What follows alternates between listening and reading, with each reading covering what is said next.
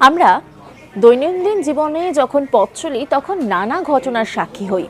বেশ কিছু ঘটনা কিন্তু আমরা প্রায় সময় দেখি, কিন্তু কখনো মনের মধ্যে প্রশ্ন জাগে না। তেমনই একটা ঘটনা নিয়ে আজকে বরং কথা বলি।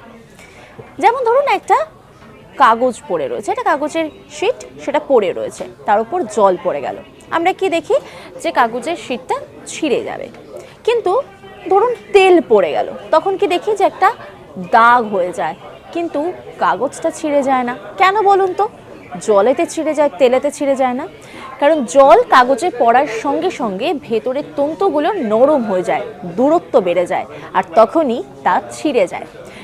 ঠিক যেমন তেল জল খায় না, আমরা জানি তেল জল কখনোই মিশে যায় না। ঠিক তেমনভাবেই যখন পাতার মধ্যে, মানে কাগজের পাতার মধ্যে তেল পড়ে, তখন কিন্তু তন্তুগুলো নরম হয় না, বরং আরও অনেকটা বেশি শক্ত হয়ে যায়, যে কারণে যে অংশে তেলটা পড়ে সেটা কিন্তু ভীষণ কড়কড়ে হয়ে যায়।